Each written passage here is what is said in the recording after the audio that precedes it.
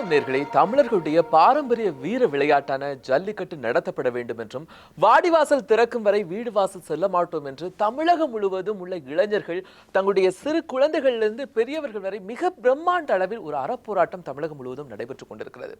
இந்த போராட்டத்தை ஒவ்வொரு களத்திலிருந்தும் மிகப்பெரிய தன்னெழுச்சியோடு ஒவ்வொரு இளைஞர்களும் எந்த விதமான பிரச்சனைகள் இல்லாமலும் அமைதியான முறையில் மிகவும் மகிழ்ச்சியோடு தங்களுடைய பாரம்பரியத்தினுடைய வேர்களை மீட்டெடுக்க வேண்டும் என்கிற தொடர் போராட்டத்தினை நடத்தி கொண்டிருக்கிறார்கள். இந்த போராட்டம் அப்படிங்கிறது உலக அளவில் எப்படி பார்க்கப்படுகிறது, உலக தமிழர்கள் இதை எப்படி நோக்குகிறார்கள், உலக தலைவர்கள் உலகத்தினுடைய பார்வையாளர்களினுடைய மத்தியில் இந்த போராட்டம் எத்தகைய தாக்கத்தை ஏற்படுத்தி இருக்கிறது, இது குறித்து நிறைய விஷயங்களை நம்மோடு பேசுவதற்காக அமெரிக்காவினுடைய மேரிலாந்து மாகாணத்தினுடைய போக்குவரத்து துறையினுடைய ஆணையர் திரு ராஜ நடராஜன் அவர்கள் இந்த நிகழ்ச்சி நம்மோடு இணைந்திருக்கிறாங்க. நிறைய விஷயங்கள் அவரோடு பேசலாம். இந்த ஜல்லிக்கட்டு சார்பான இந்த போராட்டங்கள் எப்படி இருக்கிறது என்பது குறித்து. வணக்கம் சார். வணக்கம்.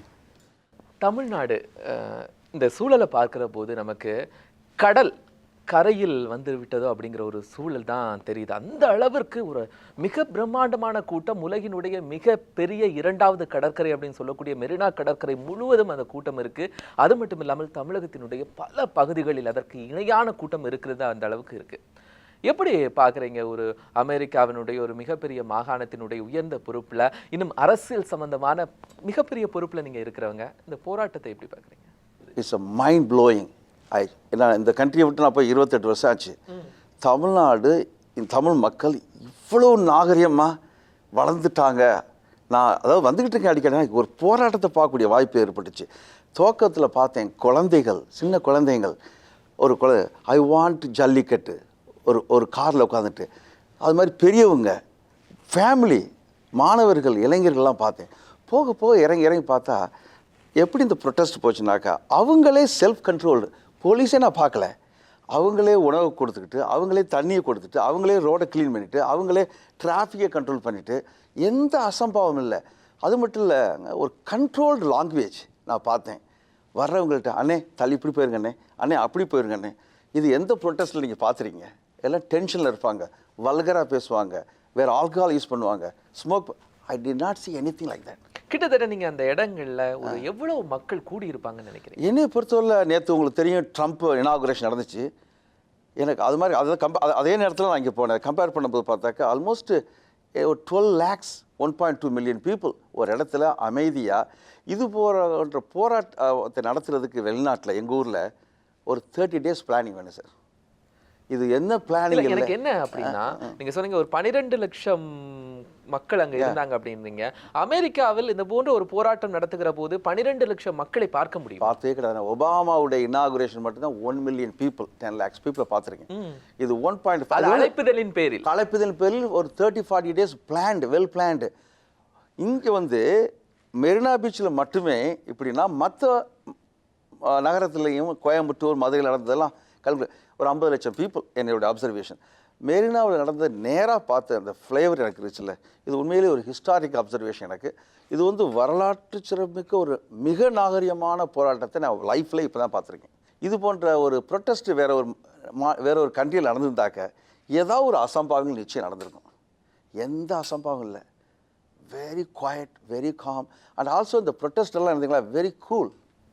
பொதுவாக எனக்கு என்ன ஒரு கேள்வி தோணுதுன்னா, உலக அளவில் மிகப்பெரிய போராட்டங்கள்லாம் நடக்கும். அந்த போராட்டங்கள்லாம் எதற்காக நடக்கும்? இங்கு நடக்கக்கூடிய போராட்டத்தை பார்க்குறீங்க, தங்களுடைய வேர்களை மீட்பதற்காக, தங்களுடைய வீர விளையாட்டை மீட்பதற்காக இவ்வளவு ஒரு பிரம்மாண்டமான போராட்டம், உலகமே கண்டிராத ஒரு அதிசயத்தக்க போராட்டம். மற்ற போராட்டங்கள் எதற்காக அதிகப்படியாக நடக்கும்? கம்பேரிட்டிவ்லி நம்ம பார்க்கும்போது இது போன்று ஒரு பாரம்பரியத்தை மீட்பதற்காக இவ்வளவு பெரிய போராட்டம் நடக்குமா? உண்மையிலே என்னுடைய அப்சர்வேஷன் சொல்கிறேன்.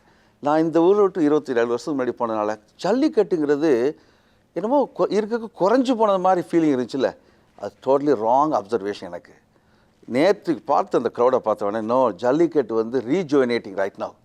இந்த ஏன்னா மாணவர்கள் எடுத்துட்டாங்க. இந்த ஒரு இஷ்யூ வந்து மாணவர்கள் எடுத்துட்டாங்க, இளைஞர்கள் எடுத்துட்டாங்க, குடும்பங்கள் எடுத்துருச்சு. சொல்லப்போனால் நான் வந்து படிக்கிற காலங்களில் இந்த நிகழ்ச்சி ஜல்லிக்கட்டுங்கிறது வந்து கிராமம் நோக்கியது, நகரத்தை நோக்கியது இல்லை. ஆனால் இன்றைக்கி உள்ள சூழ்நிலையில் இந்த சோசியல் மீடியா கிராமத்தில் ஒரு இஷ்யூ எடுத்துகிட்டு, பிளாட்ஃபார்ம் எடுத்துகிட்டு, இந்த நகரத்தில் உள்ள மக்கள் வந்து ஸ்ப்ரெட் பண்ணி இதை வந்து ஒரு மாநிலத்தினுடைய இஷ்யூவாக கொண்டு வந்திருக்காங்க. ஆனால் நான் சொல்லப்போனால் இது மாதிரி ஒரு போராட்டம் இதில் நடந்திருக்கு, இது எஜிப்தில் நடந்திருக்கு, கைரோவில். ஆனால் violence everyday. End of the day evening பார்த்தீங்கன்னா எத்தனை பேர் ஷூட்டிங், எத்தனை பேர் போலீஸ் அடி, போலீஸுக்கும் மாணவருக்கும் இல்ல எஜிப்துல ஒரு போராட்டம் நடந்துன்னு சொன்னீங்க. இது போன்ற வேர்களை மீட்பதற்கான ஒரு போராட்டமாக அது இருந்துச்சு. தங்களுடைய பாரம்பரியத்தினுடைய விழுமியங்களை பாதுகாக்க வேண்டும். அதெல்லாம் வந்து ஒரு கண்ட்ரிக்குள்ள இஷ்யூ, பொலிட்டிக்கல் டிசிஷன். இது வந்து ஒரு பாரம்பரியம், கலாச்சாரம். இது நாங்கள் ப்ரிசர்வ் பண்ணணும்னு சொல்ல முடியல. ஒட்டுமொத்தமாக, அதாவது நீங்கள் கூட கேள்விப்படுவீங்க, ஒரு போராட்டம் நடத்தும்போது ஒருத்தர் சொல்லுவேன், அவங்களுக்கு என்னப்பா வேறு வேலை கிடையாதா, அன்னெசரியாக பண்ணிகிட்டு இருக்காங்க அப்படின்னு ஒரு சிலங்களை கேள்வி. நான் 4-5 நாளாக இங்கே கேள்வி பார்த்தேன். நியூஸும் சரி, பேப்பரும் சரி, நேராக பேசு, யாருமே இது வரலையும் இந்த ஜல்லிக்கட்டு போராட்டத்தை பற்றி வேஸ்ட்டு, இது ஏன் அப்படி பண்ணுறாங்க அப்படி சொல்ல, அவ்வளவு சப்போர்ட்டிவ். இந்த ஹோல் தமிழ்நாடு இஸ் பிஹைண்ட். அதான் எனக்கு ரொம்ப ஆச்சரியம். அமைதியான முறையில், அறப்போராட்ட வழியில். நீங்க சொல்லுகிற போது எனக்கு பாரதியுடைய ஒரு பாடல் ஞாபகம் வருது. எந்தையும் தாயும் மகிழ்ந்து குழாவி இருந்தது மின்னாடே, அவர் முந்தையர் 1000 ஆண்டுகள் வாழ்ந்து முடித்தது மின்னாடே, அதை வந்தனை கூறி மனதில் நிறுத்தி வாயுற வாழ்த்தமை என்று நம்முடைய இளைஞர்கள் தங்களுடைய மூதாதையர்கள் கட்டமைத்த அந்த பாரம்பரியத்தையும் அந்த கட்டமைப்புகளையும் பண்பாடுகளையும் என்னுடைய பேரப்பிள்ளைகளுக்கும் என்னுடைய பூட்ட பிள்ளைகளுக்கும் இதை கொண்டு செல்ல வேண்டும் என்கிற தான் அனுபவித்த விஷயங்களை அவர்களுக்கு கொண்டு செல்லணும் அப்படிங்கிற ஒரே அந்த பாயிண்ட்ல தான் அவங்க இந்த இடத்துல நின்னாங்க. இந்த விஷயத்தை நான் ரொம்ப நுட்பமா பார்க்குற போது ஒரு உலக அளவில் நடக்கக்கூடிய எத்தனையோ போராட்டங்களில் வன்முறைகளை தாண்டி அதை கையாள்வதற்கு அரசு பலவிதமான நடவடிக்கைகளை மேற்கொள்ளும். ஆனா இந்த கூட்டத்தை நீங்க பார்க்கும்போது சின்ன குழந்தைங்க இருக்காங்க, ஒரு 90 வயசுல உள்ள தாத்தா பாட்டி இருக்காங்க. இந்த மாதிரி எல்லாம் நீங்க அங்க பார்த்துருக்கீங்களா சார்? இல்லை, ஒரு குறிப்பிட்ட மக்கள் தான் போவாங்க, மற்றவங்க வீட்டில் எடுத்துக்குவாங்க. அதே சமயத்தில் வந்து சப்போர்ட்டும் பண்ண மாட்டாங்க. இங்கே வந்து பப்ளிக் நேற்று வந்து நான் இந்த இடத்துல அந்த இளைஞர்களை வீட்டில இருந்து அனுப்பிட்டு அவங்க சாப்பிட கொண்டு போறாங்க, தண்ணி கொண்டு போறாங்க, யாரோ கொண்டா கொடுக்குறாங்க. இன்னொரு விஷயம் தெரியுங்களா சார், இந்த சைடு நிற்கிறாங்களா போராட்டம், அடுத்த சைடு உள்ளவங்க யாருன்னே தெரியாது சார். யாருன்னு தெரியாது, எல்லாம் புதுசாக சந்திச்சிருக்காங்க. ஒரு பெரிய ஒரு சட்ட திட்டங்கள்லாம் போட்டு ப்ரொட்டஸ்ட்லாம் பண்ணல. கேஷுவலாக ஒரு ஃப்ரெண்ட்லியாக ஒரு காமன் காசு எடுத்துட்டு அமைதியான முறையில் வெரி ஃபோக்கஸ்ட். நான் போலீஸை பார்க்கல, ஏன்னா இவங்களே கண்ட்ரோல், செல்ஃப் கண்ட்ரோல்டு. இது மாதிரி ஒரு நாகரிகமான ஒரு ப்ரொட்டஸ்ட்டை பார்த்ததில் திரும்ப ரிப்பீட் பண்ணுறேன். திரும்ப அந்த இடங்கள்ல கேட்ட அதிகப்படியான விஷயங்கள், இளைஞர்கள் அங்க இருக்கக்கூடிய பெண்களை எல்லாம் எங்களுடைய சகோதரிகள் இருக்கிறார்கள், சகோதரி இருக்கிறார்கள்னு ஒரு பெண்ணை சுற்றி ஒரு 100 ஆண் இருக்கிறார்கள். அந்த இடத்துல அந்த பெண் சொல்றா நான் பாதுகாப்பாக இருக்கிறேன் அப்படின்னு சொல்றாங்க. இந்த மாதிரி ஒரு மற்ற நாடுகள்ல இருந்துட முடியுமா? ஓ காட், ஏதாவது பேட் சம்பவம் நடந்துடும் சார். நேற்று அது முக்கியமான விஷயம் பாயிண்ட்டை சொன்னீங்க. இந்த பெண்களை பற்றி 2 மணிக்கு ராத்திரி பெண்கள் எவ்வளோ பேர் என்ன எனர்ஜி, பிரதர்ஸு சிஸ்டர்ஸ் மாதிரி பழகிட்டு, அதாவது சிலங்களை டான்ஸு பர்ஃபார்மன்ஸ்லாம் ஆடுறாங்கன்னா வெரி கண்ட்ரோல்டு, ஜாலியாக. இது எப்படி நம்ம வந்து நம்ம கலாச்சாரத்தை ப்ரிசர்வ் பண்ணணுங்கிற முறையில். அதாவது வந்துங்க இப்போ அமெரிக்காவில் ப்ரொட்டஸ்ட் நடக்குது. இது என்ன கான்சிக்வன்ஸ் என்ன நடக்கும்னு ப்ரிடிக்டே பண்ண முடியாது. நான் நேற்று போய் பார்த்த ஒருபாடு இந்த மாணவர்கள், இந்த இளைஞர்கள் அறப்போராட்டம் தான் பண்ணுவாங்க, எந்த இதுலையும் இன்வால்வ் பண்ண மாட்டாங்க. அவங்களுக்கு தேவையான ரிசல்ட் எங்கள் கலாச்சாரத்தை ப்ரிசர்வ் பண்ணக்கூடியது இந்த ஜல்லிக்கட்டு.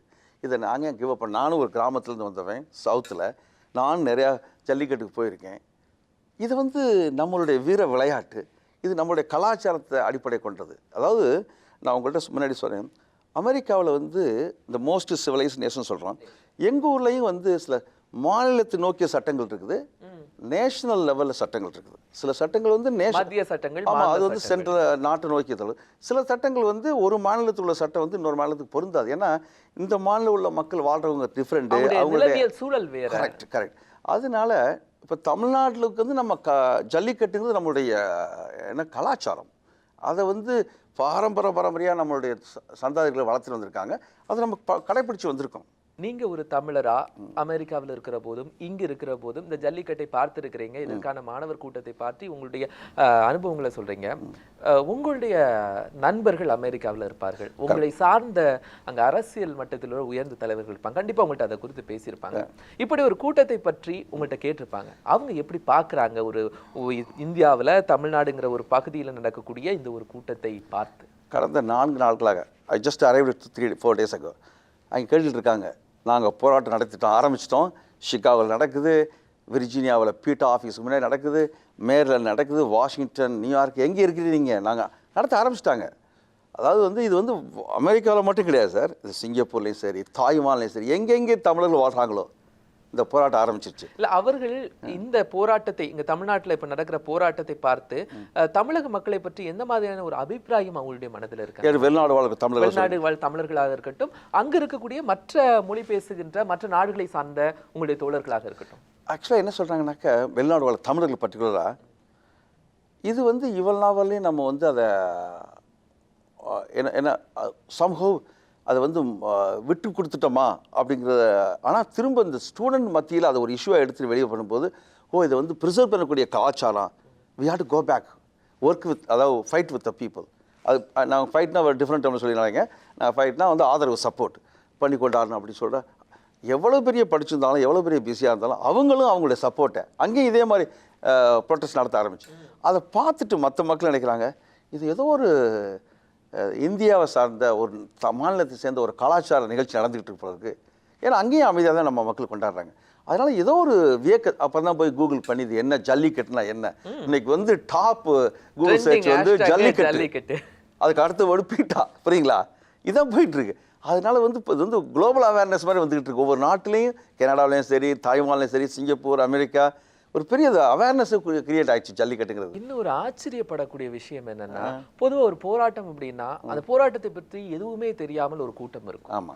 ஆனா இந்த போராட்டத்திற்கு ஜல்லிக்கட்டிற்காக வந்திருக்கக்கூடியவர்கள்ட்ட நீங்க ஒரு எந்த கேள்வியை ஒரு லைவ்ல இருந்து ஒரு ரிப்போர்ட்டர் கேட்கறாங்க அப்படின்னா, ஜல்லிக்கட்டை பற்றி அவர்கள் தெரிந்திருக்கிறார்கள், பீட்டாவை பற்றி தெரிந்திருக்கிறார்கள், அதனுடைய பின்புலத்தை பற்றி தெரிந்திருக்கிறார்கள், என்ன அமெண்ட்மெண்ட்ல இது வச்சிருக்கிறாங்கன்னு தெரிந்திருக்கிறாங்க, ஒட்டுமொத்த அதனுடைய வரைவுகளை பற்றிய ஃபுல் எஜுகேட்டட் பீப்புளா வயசானவங்க வரைக்கும் அதை தெரிஞ்சு வச்சிருக்காங்க. கரெக்டா சொன்னீங்க, உண்மைதான். சோ இந்த பார்வை நம்ம மற்ற போராட்டங்கள்ல அவங்களுக்கு முழுமையா இருக்கும்னு நினைக்கிறீங்களா?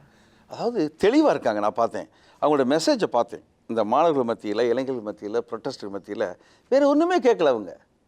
வி வாண்ட் ஜல்லிக்கட்டு, எங்களுடைய கலாச்சாரத்தை விட்டு கொடுக்க முடியாது, அதை எனக்கு கொண்டாந்து மீட்டு கொடுங்க.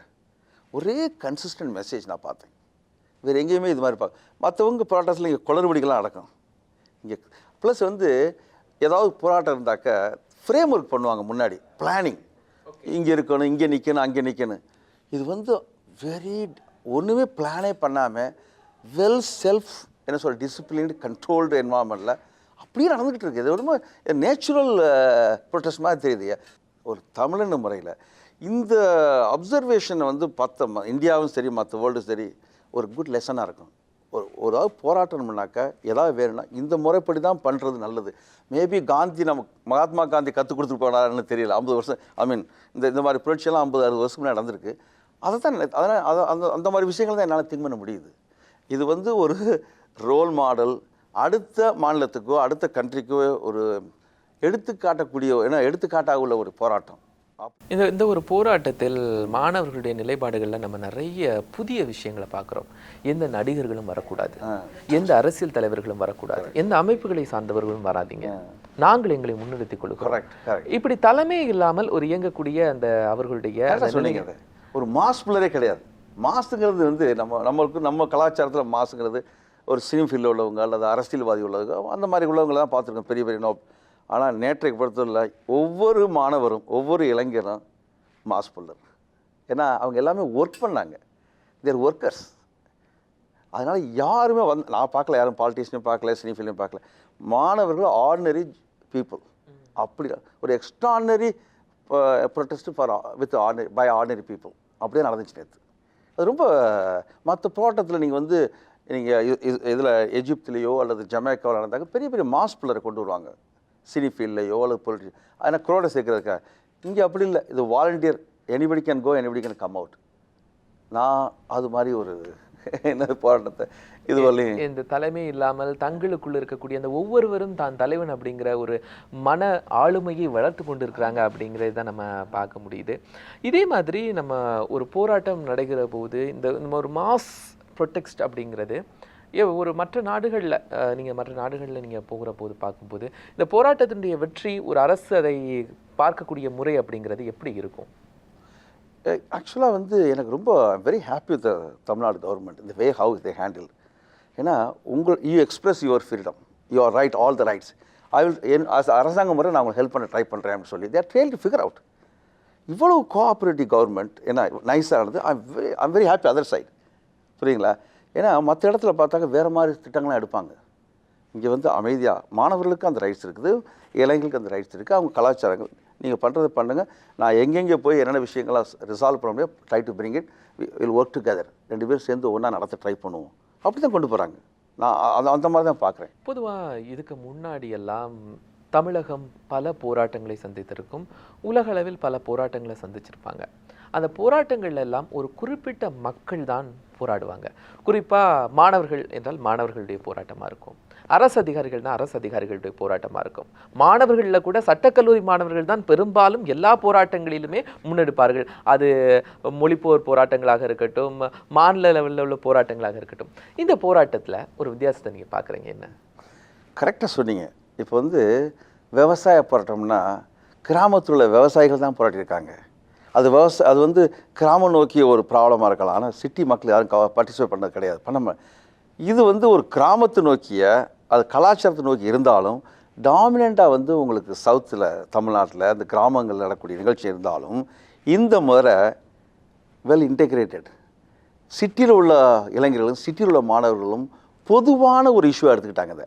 இது வந்து ஜல்லிக்கட்டாக நீங்கள் இருக்கலாம், ஆனால் இது எல்லாரையும் ட்ரிகர் பண்ணக்கூடிய ஒரு காமன் காசாக உருவாகிருக்கிறது என்னால் இன்னும் அது நினச்சோட பார்க்க முடியல. வில்லேஜில் நடக்கக்கூடிய நிகழ்ச்சி வந்து நகரத்தில் உள்ள மாணவர்களையும் இளைஞர்களையும் குடும்பங்களையும் குழந்தைகளையும் பாதிக்கிற அளவுக்கு உருவாகிருக்குன்னா இது ஏதோ ஒரு நம்ம விட்டு கொடுத்துடக்கூடாது, நம்ம இது வந்து இப்படியே போனால் ஏதாவது அஃபெக்ட் ஆகிருமா அப்படிங்கிற ஒரு வேக்கப் கால் மாதிரி தான் தெரியுது. எப்பவுமே இந்த நவீனமயமான வாழ்க்கையில் வீடியோ கேம்ஸோடையே ஒரு இன்டோர் கேம்ஸ்குள்ளேயே இருந்த இந்த மாணவர்களுடைய சமுதாயத்திற்கு இந்த ஜல்லிக்கட்டு பற்றிய ஒரு சரியான புரிதல் எப்படி ஏற்பட்டுச்சு அப்படின்னு நினைக்கிறீங்க?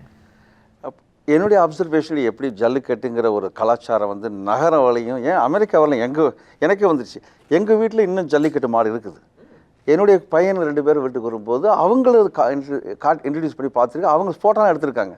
அவங்க கேட்டாங்க, டேடி இது என்னென்னு. அப்போ தான் ஜல்லிக்கட்டுன்னு எக்ஸ்பிளைன் பண்ணேன். இன்னும் இருக்குது எங்கள் வீட்டில் மாடு.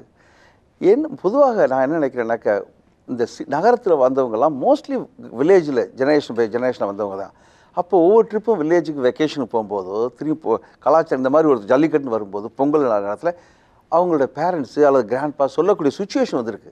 அதனால தான் இப்போ உள்ள மாணவர்கள் மத்தியில் ஜல்லிக்கட்டுங்கிறது இருந்திருக்கு, அது ரொம்ப வீர விளையாட்டு, அதை நம்ம திரும்ப ரீஜுவனேட் பண்ணணும், இந்த மாதிரி நேரத்தில் வந்து நம்ம அதை விட்டுக்கூடக்கூடாதுங்கிற முறையில் ஒரு என்ன they take it very seriously. அப்படி தான் நினைக்கிறேன். பேரண்ட்ஸு தலைமுறைகள் அவங்க சந்தாதிகள் மற்ற குழந்தைகள் ஷேர் பண்ணதுனால தான் இந்த அவேர்னஸ் வந்திருக்க வாய்ப்பு இருக்குது.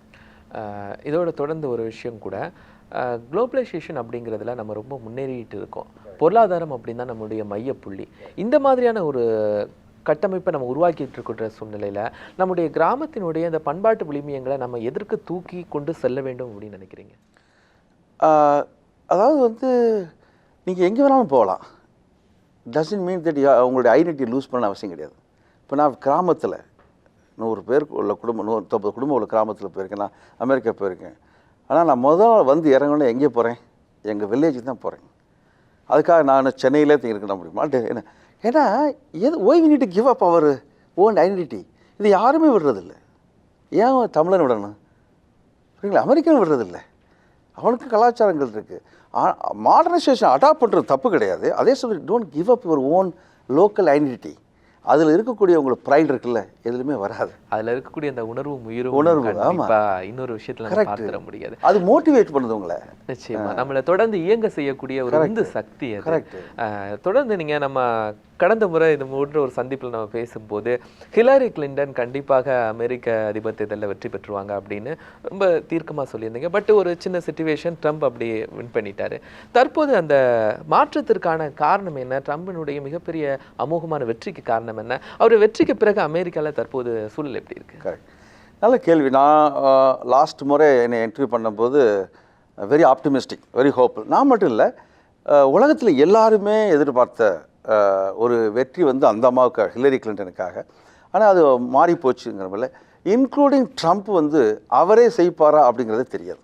அது அதான் உண்மை.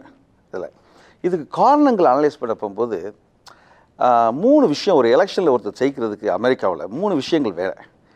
ஒன்று வந்து மணி, ரெண்டாவது வந்து உங்களுக்கு வந்து மெசேஜ் இருக்கணும். மக்களை கனெக்ட் பண்ணக்கூடிய ஒரு மெசேஜ் இருக்கணும். அப்புறம் வந்து உங்களுக்கு லீடர்ஷிப் சப்போர்ட் இருக்கணும். இது 3 இருந்தால். ஹில்லரி கிளின்டன் அவர்களுக்கு என்னன்னாக்க பணத்தில் பிரச்சனை கிடையாது.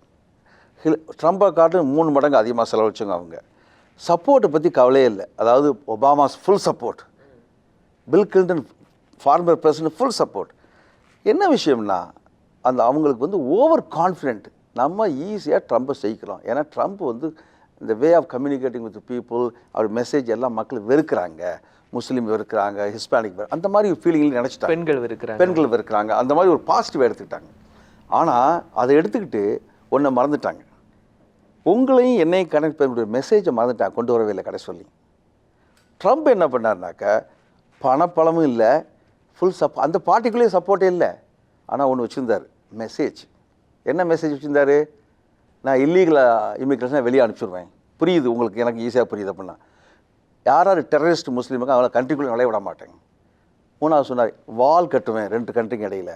இதெல்லாம் உங்களுக்கும் எனக்கு புரியுது என்ன பேசுகிறாருன்னு. ப்ளஸ் வந்து இந்த அமெரிக்காவை வந்து I will make great again, இந்த கண்ட்ரியை திரும்ப. இதெல்லாம் அவருடைய ஸ்லோகன், அவருடைய மெசேஜ். ஹில்லரி கிளின்டனுடைய மெசேஜ் என்னாக்கா ஸ்ட்ராங்கர் டுகெதர். இது போரிங். அப்படின்னா என்ன? Together always we are stronger, nothing is new. புரியுங்களா? இதை தான் எங்களுடைய ஃப்ரஸ்ட்ரேஷன். மெசேஜ் இல்லாமல் ஒரு எலெக்ஷன் இருந்துச்சுன்னா அவங்களுக்கு ப்ளஸ் வந்து அன்ஃபேவரபிள்ஸ் கண்டிஷன் நிறையா வந்துச்சு, FBI இன்வெஸ்டிகேஷன். ஆனால் எலெக்ஷன் ஒரு 10 டேஸ்க்கு முன்னாடி ஆல்மோஸ்ட் அவங்களுக்கு 9 பாயிண்ட் லீடிங்கில் இருந்தாங்க ஹில்லரி கிளின்டன். அதனால் வந்து இப்போ தான் ரியலைஸ் பண்ணுறாங்க எல்லாருமே, நம்ம எல்லாம் இருந்தாலும் மக்களை கனெக்ட் பண்ணக்கூடிய மெசேஜ் இருந்திருக்கணும். புரியுங்களா? பணம் இருக்கலாம், பவர் இருக்கலாம், ஆனால் உங்களையும் என்னையும் பாதிக்கக்கூடிய, அஃபெக்ட் பண்ணக்கூடிய அல்லது இன்ஃப்ளூயன்ஸ் பண்ணக்கூடிய ஒரு message, election message, campaign message இல்லாததான் அவங்களுக்கு தோல்வி காரணம். நிச்சயமா சார், இந்த அமெரிக்க தொடர்பான பல விஷயங்களையும், இந்த தேர்தலுடைய ட்ரம்புடைய அடுத்த கட்ட நடவடிக்கைகள் எல்லாம் நம்ம நிறைய தொடர்ந்து பேச வேண்டியது இருக்கிறது. இந்த ஜல்லிக்கட்டு நடைபெறுகிற இந்த மாதிரியான ஒரு சூழ்நிலையில் இந்த விஷயத்தை ஒரு அடுத்த நகர்தலுக்கு நம்ம கொண்டு போகிறதை தாண்டி ஜல்லிக்கட்டு பற்றி இறுதியாக உங்களுடைய கருத்து என்ன? உண்மையிலே ஜல்லிக்கட்டு நம்மளுக்கு தேவை. நம்ம கலாச்சாரம் வளர்கிறதுக்கு அது நம்ம வந்து அதை விட்டு கொடுக்கணும்னு அவசியம் கிடையாது. ஏன்னா அதில் இருக்கக்கூடிய சந்தோஷங்கள் என்ன நம்ம இழக்க விரும்பலாம். அதனால் நிச்சயமாக நம்மளுக்கு ஜல்லிக்கட்டு தேவை தான். மற்றவங்க சொல்கிற மாதிரி எனக்கும் ஜல்லிக்கட்டு தேவை. அதுக்கு டெஃபினட்டாக வந்து அது நடக்கும் அப்படின்னு ஒரு மிக்க நம்பிக்கை நான் இருக்கிறேன். இந்த நிகழ்ச்சியில் கலந்து கொண்டு ஒரு தமிழராக உலக நாடுகள் எல்லாம் மிகப்பெரிய பிரபலமான மனிதராக நம் தமிழர்களுடைய உணர்வுகளினுடைய பிரதிபலிப்பை ரொம்ப நிகழ்ச்சியோடு பகிர்ந்து கொண்டீங்க. ரொம்ப சந்தோஷம். ரொம்ப சந்தோஷம். வாய்ப்புக்கு நன்றி.